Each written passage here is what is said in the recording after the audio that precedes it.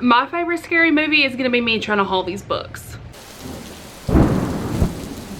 Hey everyone, welcome back to my channel. My name's Tamika. This is Library of Tomes, where I talk to you about all the bookish things going on in my life. The library is currently under construction because if you follow my Instagram, you know there's some things happening over in the library right now. So I need to haul my manga because I don't want everything to get lost in the process of this construction. I want to make sure I know exactly what I'm hauling, and I have a lot of things. So I hope y'all are ready. So grab your snack, grab a drink.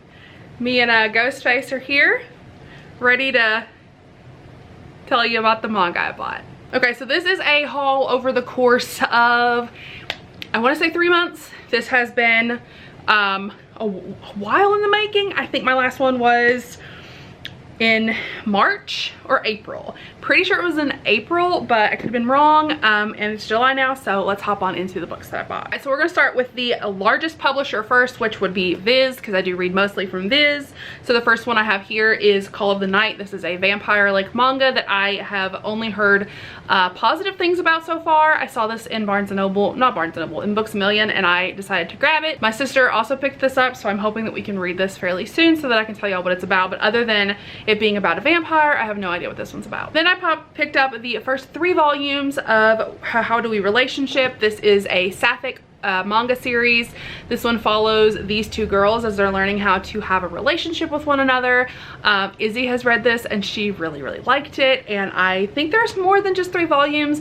And if you all know it all, I am dying for sapphic anything. I absolutely love sapphic romances, and I want to see more sapphic in not only traditional and indie publishing but also in the manga space. So I'm really excited to be getting more sapphic, more yaoi, things like that. So I'm very excited to be, or is it Yuri or yaoi? Did I say it wrong? Is it Yuri? I think it's Yuri. I want more of whatever that is. I want more female-female relationships, so I'm very excited to get to these really soon. I picked up a copy of Snow White with Red Hair, which this is, I think this is a Snow White retelling, and this is like a fantasy kind of world. So our heroine ends up running away because she's supposed to marry, I think she's supposed to marry like a really evil guy. I'm not 100% sure. I know Shay and Izzy both really love this series, so I'm really excited to get to it and see what I think. This is more fantasy leaning, so I do kind of worry about that. I'm not a huge fan of fantasy, but I saw it at the Books A Million and I was like, you know what? I'm gonna pick it up and try it, and the worst case scenario is I don't like it and I pass it along. I also am growing my Junji Ito collection, so I did have to pick up a copy of Tomi. This is one of the Junji Itos that I've not read yet. This one follows a girl named Tomi, and bad things continue to happen to her, so she continues to die, but she continues to come back to life. This one is a big beast of a book, and I cannot wait to get to this. This one is one that I've heard the most things about. Tomi is supposed to be super beautiful and like super haunting, and I'm very intrigued by that, and I cannot wait to read this. This is a horror book because obviously Junji Ito does write horror manga, and I'm very excited. I saw this and I've been wanting to read this one for so long, and I saw this at the Barnes & Noble and I was like, I have to have that in my hands right now. Thank you a lot. So I'm very excited to dive into this relatively soon. I'm very excited. I love Junji Ito. Continuing on the Junji Ito train, I also have Uzumaki, which is the first Junji Ito that I ever picked up and read. This is about a town that has a lot of spirals, and these spirals are causing weird things to happen within the like insides of the town, and the people are kind of getting used to this weirdness, but it's still weird regardless, and bad things are happening. This was actually a birthday present from Izzy, who, if you don't know, Izzy from Happy For Now is my booktube bestie. She's my booktube big sister. I love her so much, and she did give me this for my birthday. I'm very excited.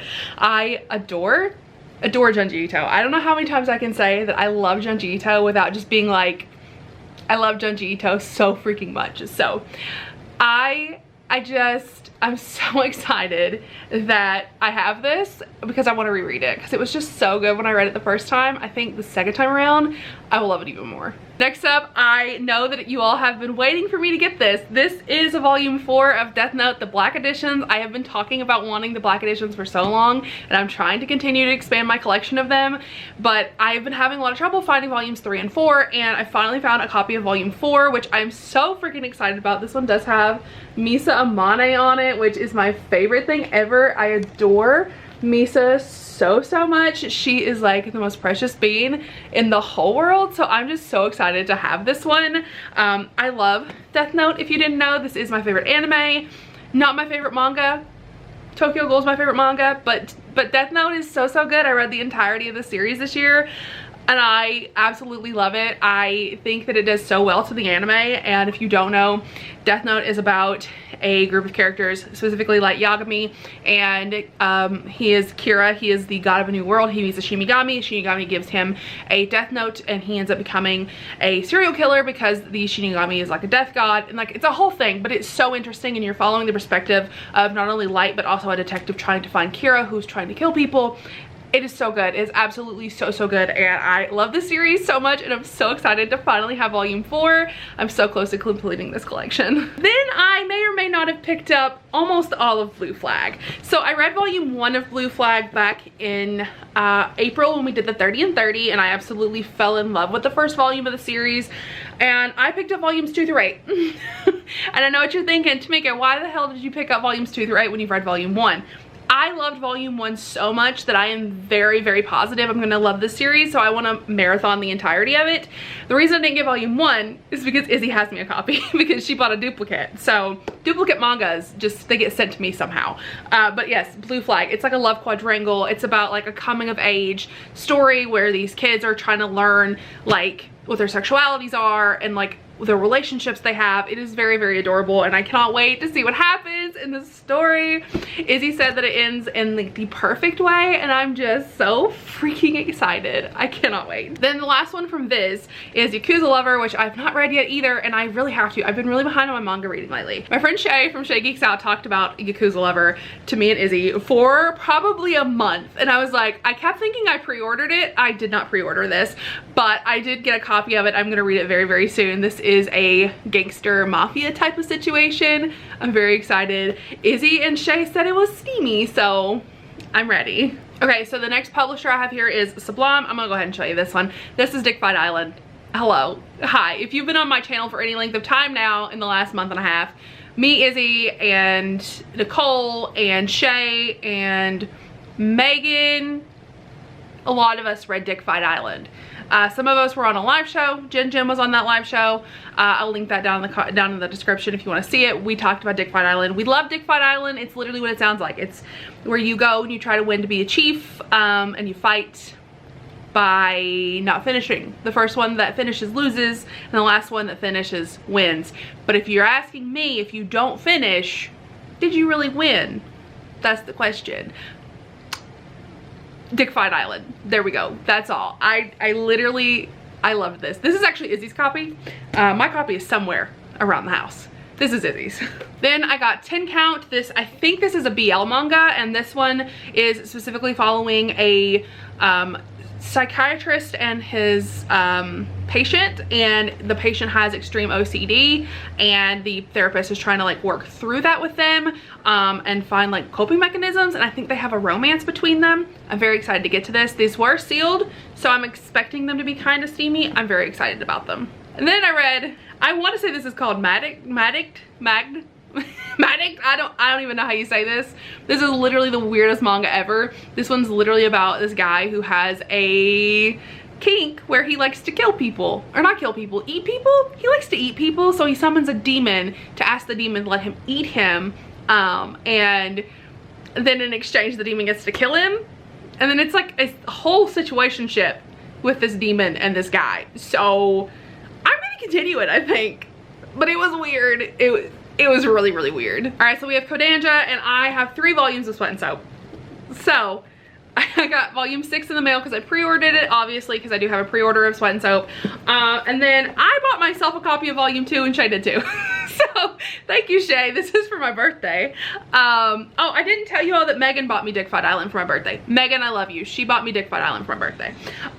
Shay got me a volume 2 of Sweat and Soap. I thought I only needed volume 2. I need volume 3. So we're really ahead of the game. We are really in on it. I just know exactly what I'm doing with my life. It's fine. I love Sweat and Soap, so I'll take all the copies. Thank you. But Sweat and Soap follows these 2 characters. She has a BO problem. He loves to smell her. It's very, very cute. I don't know how many times I can talk about Sweat and Soap without like just shoving it down your all's throat at this point. Go read Sweat and Soap. It's so adorable. I also got volumes 2 and 3 of Those Not So Sweet Boys, which if you all didn't know, I love Those Not So Sweet Boys. It's one of my favorite ongoings right now. I do need to catch up on the series. The first volume was absolutely phenomenal. So this does follow Midori, who ends up going to a very prestigious like private school where she can't have a job, but her family has a lot of debt. So she takes on this job, and her like the supervisor of the school finds out she has this job. So he ends up making a deal with her, and he's like, hey, if you help me get these boys back in school, then I won't expel you for having a job. It's very cute. I love it. I also I have a physical copy of Blood on the Tracks. It literally fell on the floor. Volume 6. This is by Vertical. I love Blood on the Track. So now we have books from Yen Press. I have quite a few from Yen Press actually, so let's talk about them. First, I have Itsubitsu. I think that's how you say that. This is about a girl who follows you around, and if you answer her question the wrong way, she ends up stalking and killing you. And it's about someone who answers her question the wrong way. I want to read this. It's horror. Are we shocked? Tamika wants to read horror. I'm not shocked at all. We have volume 2 of A Sign of Affection. I'm realizing you cannot see any of this. I'm sorry, my lighting's weird. I broke my DSLR. We're using the G7 today. We have A Sign of Affection. This is about a girl who is deaf and a guy who knows a lot of languages, and it's a cute little romance between them. I loved volume 1. I cannot wait to get to volume 2. I think this is going to be a very, very cute series. I'm excited. Then we have Can't Stop Cursing You, which was sold to me as a light Yagami light character and an L light character. So I said, hello, I'm gonna need that. It's about a curse killing, this guy who makes a deal with a curse god to do curse killings, and a curse breaker who ends up actually stopping the curse killer or trying to stop the curse killer, and like it's a whole situation. But there is a character in here that is like Yagami, and there's also a character like L. Like I've said multiple times, reading this one was a little weird because it's so close to the inside of the pages. I just really enjoyed this story though, and I am intrigued to continue it. But I think the issue that I'm having is the art was a little too dark and like the inside of the pages, so I'm definitely gonna be continuing this digitally rather than physically. Then I also got a copy of Love and Heart. This is volume 1. This is a romancy one, I want to say. Shay told me to read it, so I said, okay, I'll buy it. And I bought it. I couldn't tell you what it's about at this point in time. I don't remember. So I have 2 from 7 Seas. I have Thigh High, which I did start and I didn't make it very far. This is a very weird manga. So take that for what you will. It's literally about these boys who wear skirts, underwears, panties. Like, it's a very interesting school. It's a very weird series. Very excited to continue it. I also have Bite Maker, which is an Omegaverse manga, which I didn't know was Omegaverse, so I'm very excited to see what I think about it. I think Izzy liked this, and I think Shay liked it as well, so I'm excited to see what goes on in there. I've never actually read Omegaverse, so we'll see. The romance reader in me is very excited to try it out. Then we have from Shonen Jump, I got the first volume of The Promised Neverland. I'm absolutely so excited to read this. I think that my sister and Izzy also told me that I would really like this, or this could potentially be something I really enjoy, just because it is a very weird thrillery horror type of story, and that's my favorite thing. So it's about these kids, and I know nothing else, but it's about kids, and I'm very excited to see where it goes. So then I have one from Vertical, and this is Ajin Volume 1. This is about demigods or demi something. I think it's demigods, and it's the people and these creatures, and it's horror, and that's all I got. I don't know anything else. I don't want to know anything else, but I'm very excited to read this and to get around to it. Okay, so last up we have Square, which this 3 volumes of My Dress Up Darling. I read the first volume of this. I have not read the other 2. These were all sealed. This does have more mature themes. This does follow 2, I think they're high school or college age students, but she wants to cosplay and the guy knows how to sew, so he's going to help her make her costume that she wants to wear, and he does get a little flustered around her because he has to see her in her underwear. He's really attracted to her. She's really attracted to him. It's very cute. I've only read the first volume, but I'm very excited to continue it. I'm pretty sure Shay loves this, but I thought it was adorable from what I read. So those are all of the manga that I have to haul and to show you all. Hopefully next time I'll have a better chunk of these read. I'm so excited to read them and put them on my shelves, make them all pretty. So in honor of manga and anime, leave me some sushi down in the comments as the emoji, and I will chat with y'all in my next video. Bye everyone.